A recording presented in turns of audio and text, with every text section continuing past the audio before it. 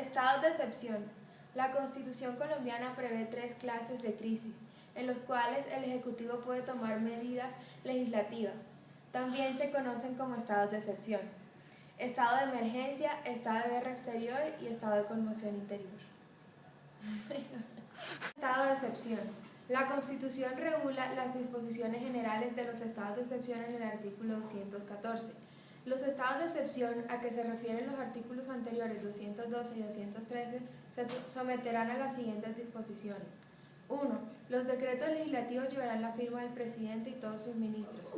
Solamente podrá referirse a materias que tengan una relación directa y específica con la situación que hubiere determinado la declaratoria del estado de excepción. 2. No podrán suspenderse los derechos humanos ni las libertades fundamentales. En todo, respetarán las reglas del derecho internacional humanitario.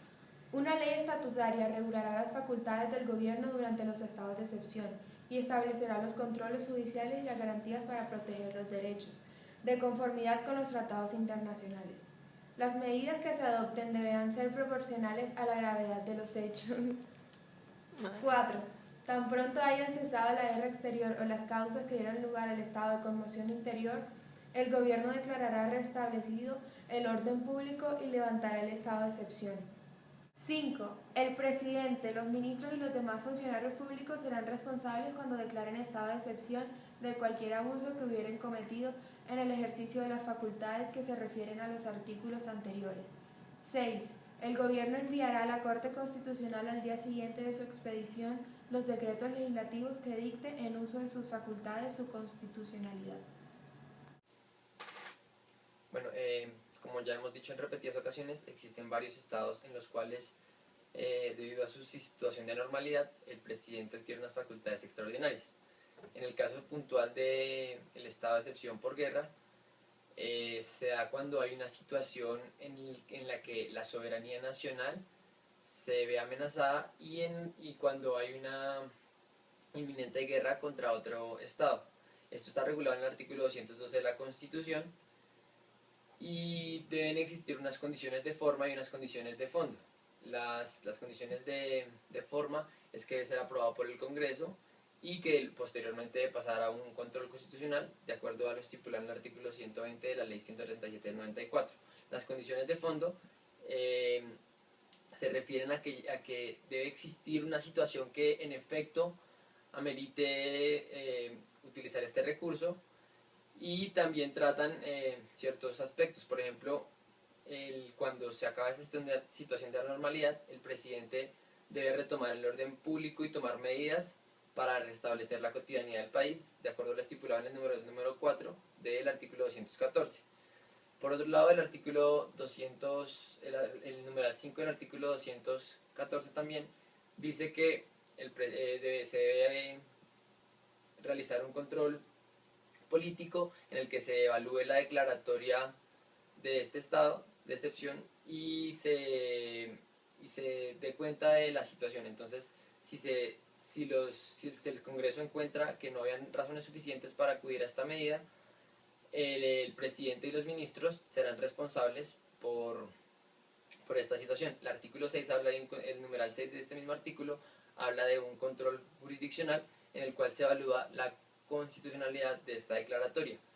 De igual manera, si el presidente considera que es imperativo declarar un estado de emergencia de guerra para repeler la cometida del otro estado, simplemente necesitará la firma de los ministros y luego se llevará a cabo este tipo de controles. Como para aterrizarlo un poco más, voy a poner un ejemplo hipotético en el que Ecuador o Venezuela nos atacaría. Entonces, si el presidente ve que ya el camino de la paz se ha perdido y que las relaciones de hostilidad han llegado a un nivel tan alto que la única vía es la guerra, él puede declarar este estado de excepción y puede modificar varias cosas. Por ejemplo, puede expropiar, puede limitar la prensa y la circulación, puede mover las tropas a lo largo y ancho del país y puede modificar transitoriamente la prestación del servicio militar. Entonces, si él considera que se necesitan más personas en el ejército, puede en el decreto estipular ciertas cosas que cambien esto. y en general hay que tener claro que incluso durante estos estados de excepción el presidente nunca podrá dejar de tener en cuenta el derecho internacional humanitario ni los derechos cobijados por los derechos humanos. Entonces, por ejemplo, ¿hasta qué punto no sería? El estado de emergencia se encuentra consagrado en el artículo 215 de la Constitución Política de 1991. Se puede declarar estados de emergencia cuando se presentan hechos que perturben o amenacen con perturbar de forma grave e inminente el orden económico, social y ecológico del país o que se constituyan de grave calamidad pública. Las condiciones para que un decreto de estado de emergencia en general sea expedido son la firma del presidente de la República junto con lo de los ministros, razones que dan lugar a la declaratoria, o sea, las motivaciones para la declaración de dicho estado de emergencia y la indicación del término durante el cual va a ser aplicado el estado de emergencia, convocando también al Congreso de la República. Puede ser declarado de manera motivada por un periodo de hasta 30 días en cada caso, que sumados no podrán exceder los 90 días. Es decir, que en un año se pueden presentar 3 diferentes estados de emergencia o uno que prorrogado pueda durar hasta 90 días. Condiciones de fondo para el estado de emergencia según el artículo 215 de la Constitución Política es que los hechos que se toman como base deben ser diferentes a los de los artículos 212 y 213. Que estos hechos sean sobrevinientes, es decir, que sean inhabituales y se presenten contenido en la Constitución en el artículo 213 y 215. Se declarará estado de excepción cuando haya una grave perturbación del orden público que atente de manera inminente contra la estabilidad institucional, la seguridad del Estado o la convivencia ciudadana, que no pueda ser conjurada mediante el uso de las atribuciones ordinarias de las autoridades de policía. De acuerdo con la regulación en la materia actual, la autoridad competente para declarar el estado de conmoción interior es el presidente, que requiere para su decreto las firmas de los ministros. Tanto la declaratoria como la prórroga y el levantamiento del estado de conmoción interior se hace mediante decreto. El estado de conmoción interior se declarará por un decreto y se debe determinar si se hará en toda la República o en un pedazo de la República y debe durar máximo 90 días. Sin embargo, se puede prorrogar 2 veces, pero para la segunda prórroga se necesita la autorización del Senado. El gobierno, al declarar el estado de conmoción interior, adquiere las facultades para conjurar las causas de perturbación e impedir la extensión de sus efectos. Los decretos legislativos que dicta el gobierno podrán suspender las leyes incompatibles con el estado de conmoción, que dejarán de regir tan pronto como se declare restablecido el orden público. Entonces las leyes normales que vayan en contra con las medidas que se deben tomar se suspenderán y después vuelven a funcionar normalmente. El decreto debe llevar las razones y el término por el cual se declara, prorroga o levanta el estado de conmoción interior, y los términos están contenidos en la Ley 137 de 1994.